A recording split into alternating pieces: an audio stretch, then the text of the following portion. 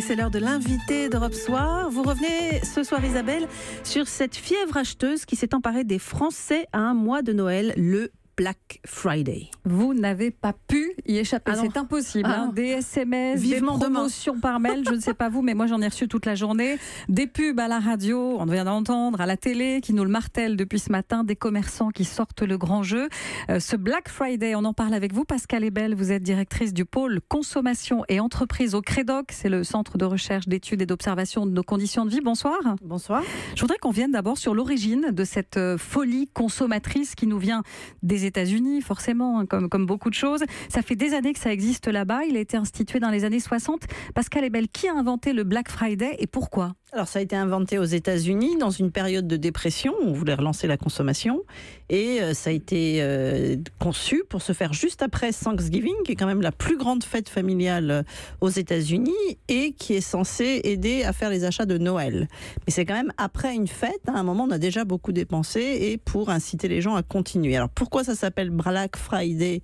Tout simplement parce que c'est le vendredi après le jeudi de Thanksgiving, et Black, il y a une interprétation qui est de dire c'est parce que c'est le moment dans les comptes, donc on écrit en rouge quand les comptes d'une entreprise sont négatifs, et on se met à écrire en noir à partir de ce jour-là. C'est que c'est le jour de l'année où on peut commencer à faire de la marge. Donc c'est cette interprétation qu'on donne pour le black. Bon, en France, ça tient peut-être un petit peu moins. Le vendredi noir, c'est moins vécu de cette façon-là. C'est vraiment la folie aux États-Unis. Je ne sais pas si vous y avez déjà assisté. Je suppose que vous l'avez vu, en tout cas comme nous à la télé. Les gens attendent, ils passent la nuit dehors. Ils sont les premiers, ils se poussent. On vivait ça en France quand il y avait les soldes et que les soldes étaient aussi un rituel. Ce sont des périodes émotionnelles où finalement tout le monde ne veut pas se faire avoir, tout le monde veut être là de cette fête-là. Et en France, on avait ça le premier mercredi des soldes. Ça a beaucoup diminué. Et on se battait tous aussi, et plutôt toutes d'ailleurs, parce que c'est très féminin. On prenait tous des ARTT quand il y avait encore quand les RTT ont été mis en place le mercredi matin pour être devant les magasins. Donc en effet, en France, on n'avait pas autant de foule pour les soldes, mais c'est vraiment la même chose que ce qu'on vivait sur les soldes. Mais pourtant, les Américains, ils ont des soldes aussi comme nous, ou c'est leur seul moment où ils peuvent acheter avec Alors c'est vraiment le jour du pic. Donc c'est quand même bien l'équivalent de ce que nous, on avait il y a une quinzaine d'années, où on avait aussi un gros pic de vente. Donc c'est plutôt, il n'y a pas ce système comme en France où les soldes se faisaient à une période donnée, notamment avec une réglementation qui est la seule période en France encore aujourd'hui où on peut vendre très peu cher en étant en dessous du seuil à perte.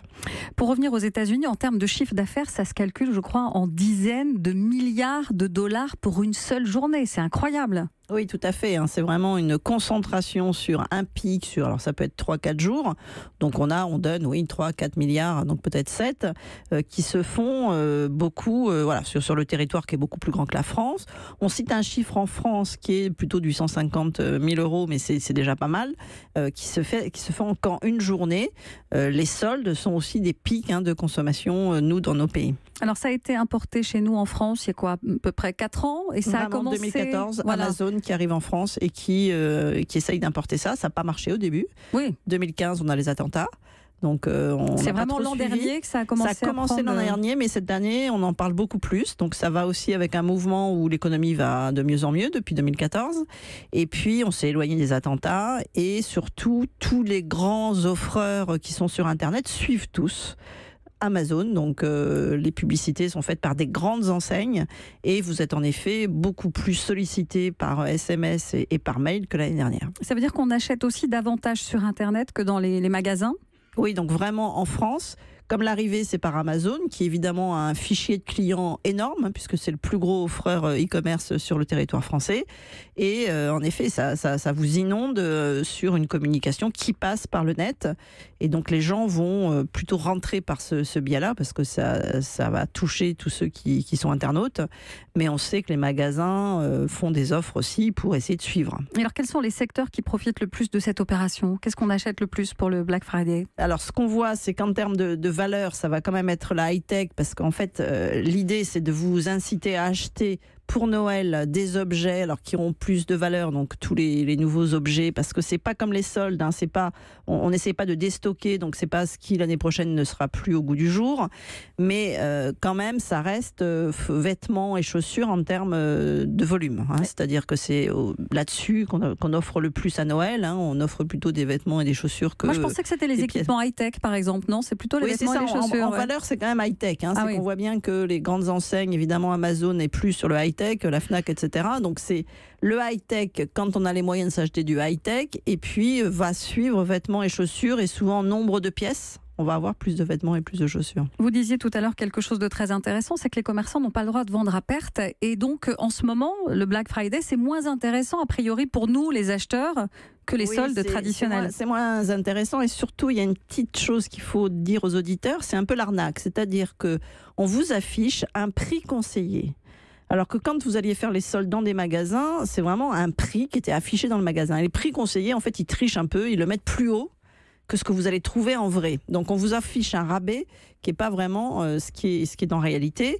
Et c'est vrai que normalement, on doit avoir des promotions, enfin des baisses de prix qui seront moins fortes que ce qu'il y a dans les soldes qui vont arriver début janvier. Pascal Ebel, j'ai vu que certaines grandes enseignes ont décidé de boycotter le Black Friday. C'est le cas du site de vente en ligne La Camif qui est resté fermé toute cette journée. Son PDG, qui était d'ailleurs l'invité d'Europe 1 ce matin, refuse cette mode de la surconsommation. Il dit qu'on va dans le mur. Vous comprenez cette démarche ? Oui, tout à fait. Il y a même ce mouvement-là qui existe aux États-Unis, hein, REI qui fait la même chose. C'est qu'on a subi une crise très très forte, une crise économique qui, en plus, est surajoutée à ce qu'on appelle la norme écologique, hein, où tout le monde se préoccupe de la planète. Et donc, il y a aussi Envie, hein, qui suit le mouvement de la Camif, qui est dans l'économie sociale et solidaire, qui vont boycotter en disant, vous voyez, on vous incite à consommer plus, alors que pour la planète, il faudrait consommer moins. Donc, c'est vraiment dans cette idée-là, qui est quand même très présente en France, depuis 5-6 ans, et on voit que le consommer mieux est présent, donc peut-être que des consommateurs suivront moins, mais c'est vrai que comme c'est des internautes très jeunes qui ont envie de dépenser, l'économie va mieux, donc cette année mieux. Ça sera fort. Merci beaucoup Pascal Ebel, directrice du pôle consommation et entreprise au Crédoc.